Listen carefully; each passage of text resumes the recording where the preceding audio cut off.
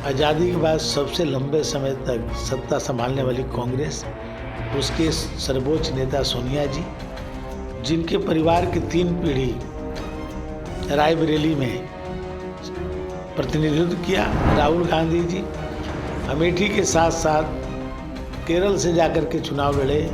आज सपा के बड़े बड़े नेता मोदी जी के नीतियों में भरोसा करके भारतीय जनता पार्टी को शामिल हो रहे हैं।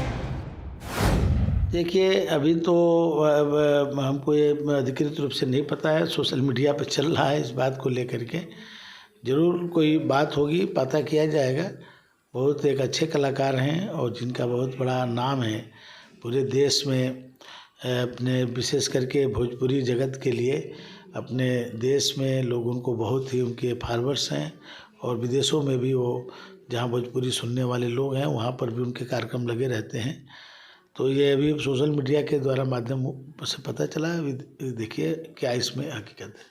सर, जिस तरह से बीजेपी की लिस्ट जारी हुई है उसके बाद अखिलेश यादव का बयान है कि बीजेपी अपनी पहली हार मान चुकी है, पहली ही लिस्ट में पहली हार मान चुकी है। देखिए, अखिलेश जी ऐसे ही कहते हैं, 2022 के चुनाव में भी ऐसे कहते थे कि 400 सीट हम पाएंगे, 3 सीट में सभी विपक्ष को देते थे।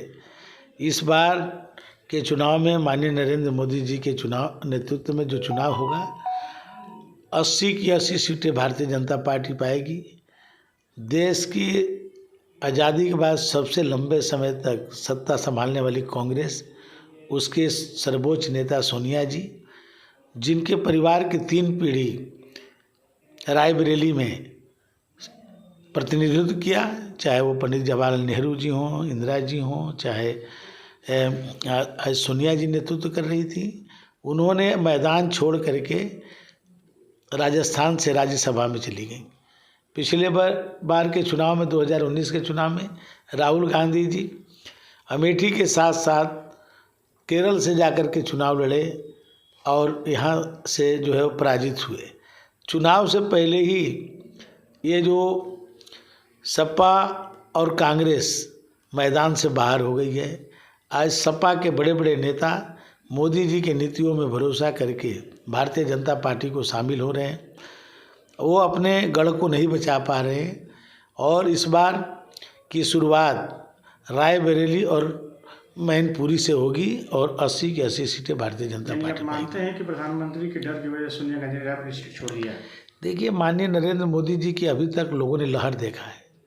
आप लगातार 14 से देखिए, 14 में, 17 में, 19 में, 22 में लगातार 4 चुनाव एक से बढ़कर के एक जो है सफलता प्राप्त करती रही भारतीय जनता पार्टी।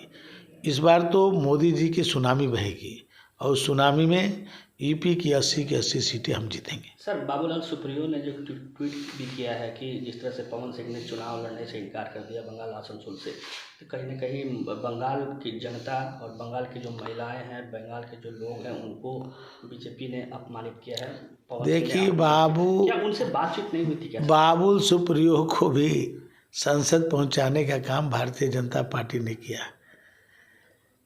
तो एक बाबुल सुप्रियो को जब संसद में भेज सकती है तो भारतीय जनता पार्टी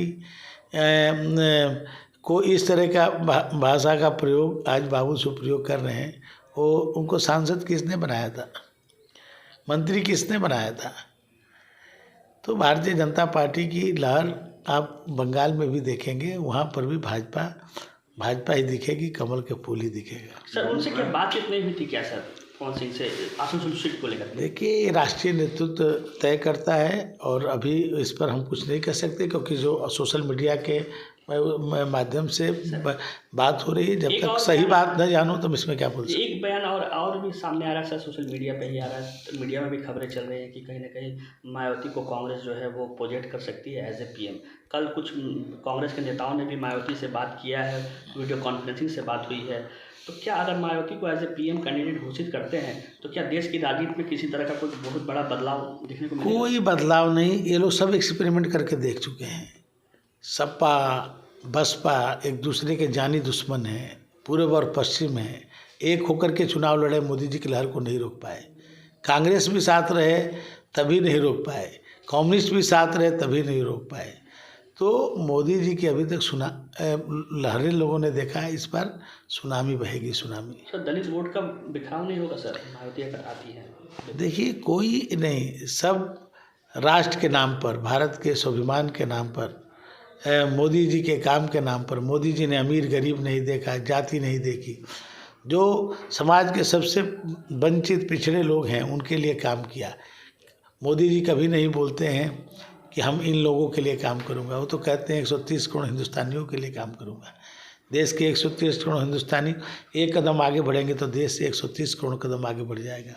उन्होंने कभी जाति, मजहब, क्षेत्र के आधार पर कोई न बयान दिया न काम किया। अच्छा, आज पटना में जन विश्वास रैली में राहुल, तेजस्वी, अखिलेश एक मंच एक साथ दिखे हैं, क्या कहेंगे? देखिए, मैं तो कह रहा हूँ कोई फर्क नहीं पड़ता। आज उनके सहयोगी उनका साथ छोड़ छोड़ के जा रहे हैं। उत्तर प्रदेश में आप देखिए, आरएलडी उनकी साथ छोड़ दी। आपके भारतीय समाज पार्टी ओम प्रकाश राजभर जी ने साथ छोड़ दिया। तो आज उनके कितने सीनियर्स लीडर थे जो माननीय मुलायम सिंह जी के साथ समाजवादी पार्टी को जिन लोगों ने बनाया था, संस्थापक सदस्य थे, वो आज पार्टी छोड़ करके जा रहे हैं। ये लोग अपना कुनबा नहीं बचा पा रहे हैं, ये देश क्या बचाएंगे? सर सपा के कई नेताओं को आपने सर आपके पर्सनल वजह से आज बीजेपी आपने ज्वाइन भी कराया, अभय सिंह भी थे उसमें शामिल। कुछ और भी सपा के या कोई और दल के नेता जो है आपके संपर्क में जो बीजेपी में आना चाह रहे हैं, देखिए, अगले चुनाव तक ले आएंगे उन्हें? देखिए, आज बहुत सारे लोग हैं जो मोदी जी के नीतियों में भरोसा करके मोदी जी को मजबूत करने के लिए, क्योंकि लोगों में भरोसा है कि मोदी जी ने जिस तरह से देश को मान, सम्मान और स्वाभिमान को बढ़ाया है, आज पूरा दुनिया में भारत की एक अलग तस्वीर बन रही है।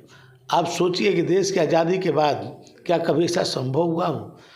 उत्तर प्रदेश की हर खबर से अपडेट रहने के लिए श्रेष्ठ यूपी को करें सब्सक्राइब, बेल आइकन दबाएं और देखते रहें श्रेष्ठ यूपी।